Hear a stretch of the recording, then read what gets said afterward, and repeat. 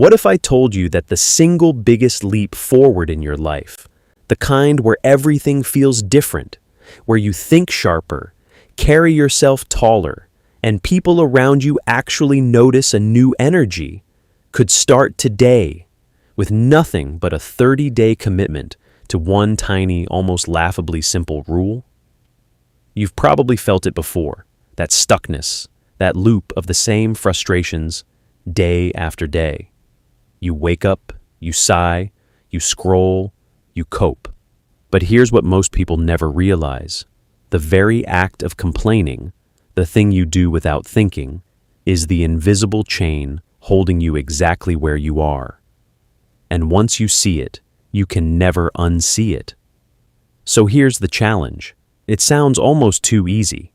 But if you actually do it, really commit, no shortcuts, it will reshape your emotions, calm your nervous system, heal relationships, and quite possibly reroute your entire future. Ready? For the next 30 days, you are not allowed to complain at all. That's it. But hold on. I'm not talking about just biting your tongue. No complaining means not out loud, not in your head, not through a sarcastic jab, not with an eye roll, not even that little ooh you breathe when something goes wrong. No passive aggression. No I'm just being realistic disclaimers. Every morning for 30 days, you wake up and make a silent promise to yourself. For the next 24 hours, I will not complain. And every time your brain tries to slip into that old groove, the traffic, the cold coffee, the late reply, you consciously flip it. You find a different way to see that moment. Then you go to bed, wake up, and do it again, and again, and again. Have you ever tried to go just 1 hour without a single negative thought? Try it. You'll be shocked at how loud your inner critic really is. Now you might be thinking, that's just positive thinking fluff. I get it. But stay with me, because underneath this simple rule is a mountain of neuroscience that most people never connect to their daily misery. This isn't about wearing a smile when your world is on fire. It's about understanding the actual hardware inside your skull. Why does this work? Because your brain was never designed to make you happy. It was designed to keep you alive. 200,000 years ago, the human who noticed the rustling bush, who assumed danger, lived to pass on their genes. The one who thought, probably just the wind, got eaten. So, your brain became a professional threat detector. It scans for what's wrong, what might go wrong, who might reject you, where the pain could come from. Think about that for a second. Your ancient ancestors survived by expecting the worst. That was smart then.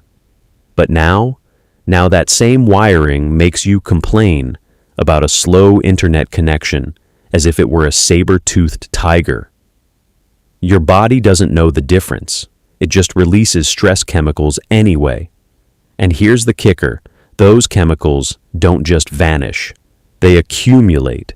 They keep you in a low-grade fight-or-flight state for years. Your mind can make heaven out of hell, or hell out of heaven. Today, there are no tigers in the bushes, but your brain doesn't know that, so it finds problems everywhere. Bad boss, rising prices, that friend who didn't text back, the line at the grocery store, the way someone chewed their food. And every time you complain, you are literally strengthening the neural pathways that make finding problems automatic. Psychologists call this the negativity bias. It's one of the most replicated findings in neuroscience. Your brain is wired to weigh negative events more heavily than positive ones. Let me ask you something. Have you ever had a day where 9 good things happened and 1 annoying thing happened, and by dinner time, you could only remember the annoying thing? That's the negativity bias in action. It's not a character flaw. It's biology. But biology can be retrained. You are not stuck with the brain you have today. Every thought you choose is a vote for the brain you will have tomorrow.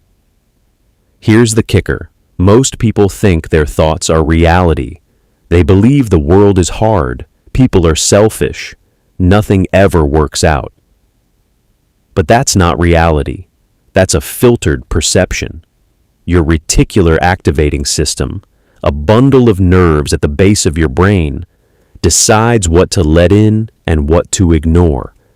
If you've trained it to look for complaints, it will serve you a buffet of problems every single day. If you train it to look for solutions, it will start showing you doors you never noticed before. And that's why two people can have nearly identical lives, and one feels trapped while the other feels free. It's not their circumstances, it's their lens. The same rain that soaks one person's picnic waters, another person's garden. The difference isn't the rain, it's what you're growing. So, what happens when you take the 30-day no complaint challenge? First, you stop reinforcing the stress response. Every complaint releases cortisol and adrenaline. Your body literally goes into a low-grade fight-or-flight mode. Do that dozens of times a day, and your nervous system stays locked in survival mode. But when you interrupt the complaint, you interrupt the chemical cascade. Your heart rate slows. Your breathing deepens. Your muscles unclench without you even telling them to. Ask yourself, how many times today have you already complained without noticing? Be honest. The coffee was too weak. The internet was slow. Somebody cut you off. The line was too long. The weather was too hot or too cold. Your back hurt. Your phone battery died. That's not just venting. That's rehearsal of suffering. And each repetition makes the next complaint more automatic. You are literally programming your own misery, line by line. Here's what the research shows. Stanford studies on chronic negative thinking found that repetitive complaining strengthens the very neural circuits linked to anxiety and emotional reactivity. In other words, the more you complain, the easier complaining becomes. Your brain builds superhighways for negativity. But the beautiful flip side is that gratitude and reframing work the exact same way. Every time you choose a different thought, you pave a new side street. Over time, the old highway crumbles from disuse. A famous UC Davis gratitude study asked participants to write down a few things they were grateful for each week. After 10 weeks, they reported more optimism, better sleep, less physical pain, and even higher energy levels. Their lives hadn't magically improved. Their perception had shifted. And perception drives behavior. Behavior drives identity. Identity changes everything. You don't become happy because your life is perfect. Your life becomes better because you first became happy. So this isn't about wearing rose-colored glasses or ignoring real pain. It's about choosing where you aim your attention. Because where attention goes, neural firing goes. And where firing goes, wiring grows. You are the gardener of your own brain. Every complaint is a weed you water. Every reframe is a flower you plant. Let me give you 3 everyday examples that might hit close to home. First, your kids are being loud. They're running around, screaming, making a mess. Your first instinct might be to groan, "I can't take this anymore." But what if you paused? Do you know how many parents would give anything to hear their child's voice again? Parents who lost a child, or who can't conceive, or whose kids have grown up and moved far away. In that moment, your irritation can become gratitude. I have healthy, alive, energetic children. This noise is a privilege. Second, you're stuck in traffic. Late for an appointment. Your jaw clenches. You're about to complain, but then you flip it. When was the last time I had 10 minutes of silence? I've been running non-stop. Maybe this is my forced pause. Maybe I'll turn off the radio and just breathe. Same traffic, completely different experience. One version raises your blood pressure, the other lowers it. Same minutes on the clock, completely different biology. Third, your alarm goes off early. You didn't sleep well. Everything in you wants to hit snooze and grumble. But consider this. 150,000 people died yesterday. Every single one of them would have traded everything for one more morning alarm. You're alive. You get another day. That's not toxic positivity. That's perspective. Perspective is the difference between a prison and a palace. Do you see how radically different those realities are? Same events, different lens. And the lens is entirely within your control. You don't need a new job, a new partner, or a new country to feel better. You need a new pair of glasses, and you can put them on right now. Let me add a fourth example, because this one catches people off guard. You're at work, and a colleague takes credit for something you did. Your first reaction is to complain to anyone who will listen. Can you believe them? I did all the work. That complaint feels justified. But what does it actually accomplish? Nothing changes. You just marinate in resentment. Instead, reframe. This is a signal that I need to document my contributions better, or speak up earlier, or find a team that values transparency. The complaint keeps you a victim. The reframe makes you a strategist. Which one do you think moves you forward? Now, I want to go a layer deeper, because some people worry that this challenge means suppressing emotions or pretending everything is fine when it's not. That's not what I'm saying. If you're in real pain, grief, loss, trauma, by all means, feel it. Get help. Talk to someone. But complaining is different. Complaining is the passive, repetitive, low-grade rehearsal of annoyance without action. It's saying this sucks over and over without ever asking, what can I do about it? It's the mental equivalent of spinning your wheels in mud.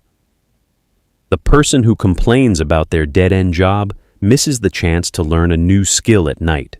The person who complains about being single misses the opportunity to become the kind of person someone would love to be with. The person who complains about their town misses the chance to make a one-year exit plan. Complaining blinds you to the doorway hidden inside every problem, and that doorway is always there. Always. You just can't see it when you're busy staring at the lock. And here's the crazy part. The opportunities are almost always inside the problem. But if your brain is only scanning for the problem, it will never see the door. That's why negative people stay stuck for years. They have perfect vision for obstacles and zero vision for exits. They can tell you exactly why something won't work, but they can't see the first step of the solution standing right in front of them. So let's talk about what actually shifts inside you during those 30 days. Week 1, you'll catch yourself complaining constantly. It'll feel unnatural, almost impossible. You'll realize you complain about the weather, about your phone battery, about a typo, about a long line. You might feel grumpy because you can't vent. That's good. That's the withdrawal. Every addiction has a withdrawal period, and complaining is an addiction. It gives you a tiny hit of dopamine, the feeling of being right, of being a victim, of having an excuse. But that hit is expensive. It costs you your peace. Week 2, something subtle happens. Your internal monologue starts to shift. You'll notice a tiny pause before the complaint would have come out. In that pause, you have a choice. And every time you choose a reframe, you weaken the old neural pathway and strengthen a new one. That's Hebb's law. Neurons that fire together wire together.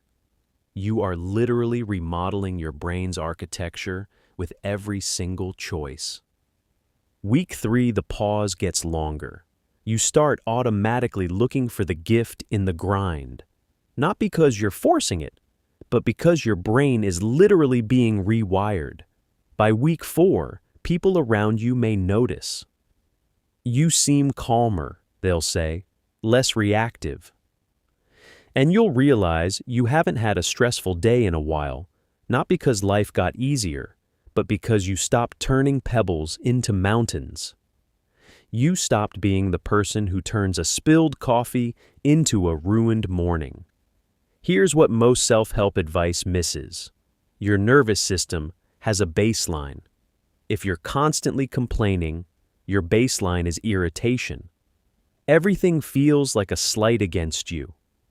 But when you starve the complaint habit, your baseline resets. Traffic doesn't ruin your morning. A rude cashier doesn't ruin your hour. A delayed flight doesn't ruin your trip.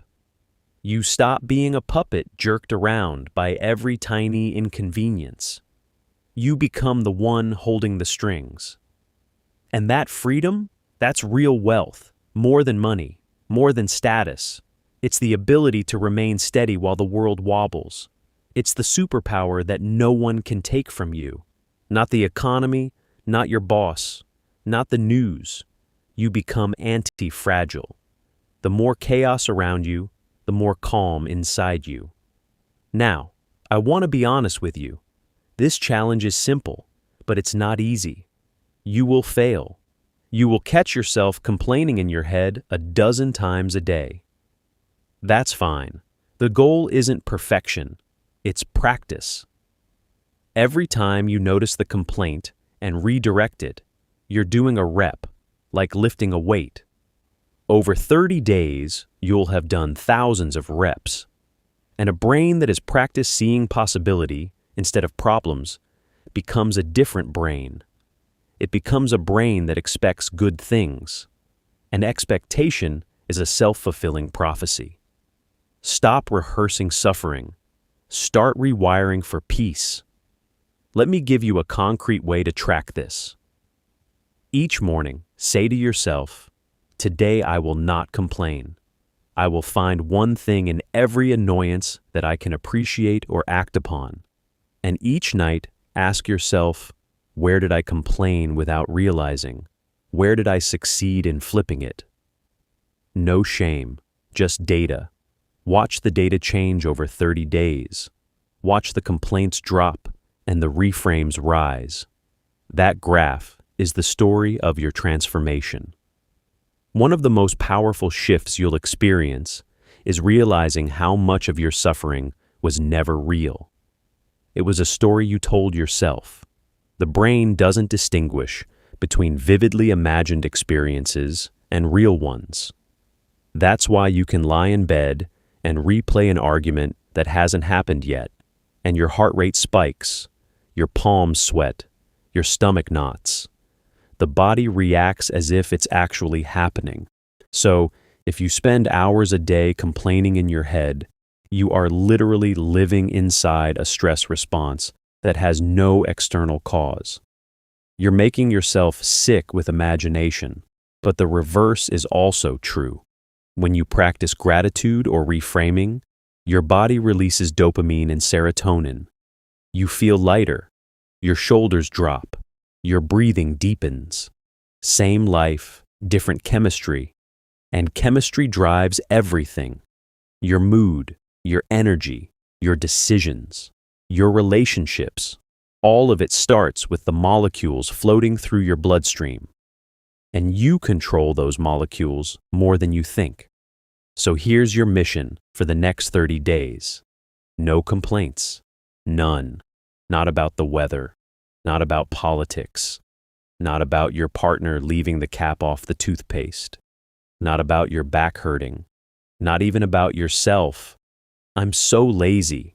I always mess up. That counts too. You are not allowed to complain about yourself. Instead, Every time you catch a self-critical complaint, you say, I'm learning. I'm allowed to be a work in progress. Do this for 1 week, and you'll feel a crack in the ceiling. Do it for 2 weeks, and you'll see light. Do it for 30 days, and you won't recognize the person you used to be.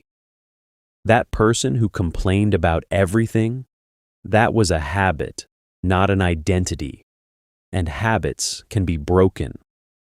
Now, I know some of you are already thinking, but what about real injustices? What about standing up for myself? Isn't complaining sometimes necessary? Great question. There's a difference between complaining and problem solving. Complaining is repetition without resolution. Problem solving is identifying an issue and taking action. You can say, this process at work is inefficient. Let me propose a fix. That's not complaining. That's leading. The moment you add a solution or a request for change, it's constructive. But most people never get to the solution. They just marinate in the misery. So for the next 30 days, if you catch yourself about to complain, ask, can I fix this right now? If yes, do it and move on. If no, ask, can I accept it right now? If yes, let it go. If no, ask, can I reframe it? That's the sequence. Fix, accept, or reframe. Those are the only 3 productive options. Complaining is not the 4th. It's the trap. It's the quicksand that looks like solid ground. Let me give you one more layer of science. There's a phenomenon called emotional contagion. Your brain has mirror neurons that unconsciously mimic the emotions of people around you. So, when you complain, you're not just hurting yourself. You're lowering the mood of everyone who hears you. And when you stop complaining, you become a source of calm instead of a source of stress. People will feel better around you. They won't know why. They'll just want to be near you. That's not magic. That's neuroscience. I want to leave you with a final image. Imagine 2 versions of you. Version A complains 10 times a day for 30 days. That's 300 repetitions of negativity. Version B interrupts every single one of those complaints and reframes them. That's 300 repetitions of resilience. Which version do you think will face next month's challenges with more strength? Which one will sleep better? Which one will other people want to be around? You already know the answer. So, don't just nod along. Do something.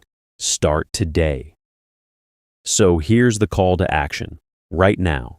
Not tomorrow. Not Monday. Today. Make the commitment. For the next 24 hours, 0 complaints. Then tomorrow, do it again. Put a rubber band on your wrist. Set a phone reminder. Write it on your bathroom mirror. Whatever it takes.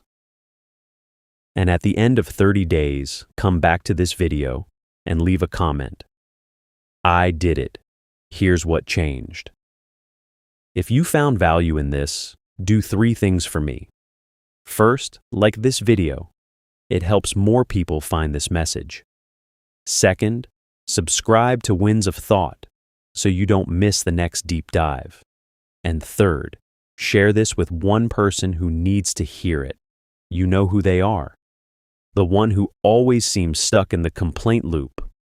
Send it to them. Before you go, answer this in the comments. What's the one complaint you catch yourself making almost every day? Be honest. I'll read every single reply. Thank you for being here. Your mind is the most powerful tool you'll ever own. Use it to build, not to bury. I'll see you in the next video.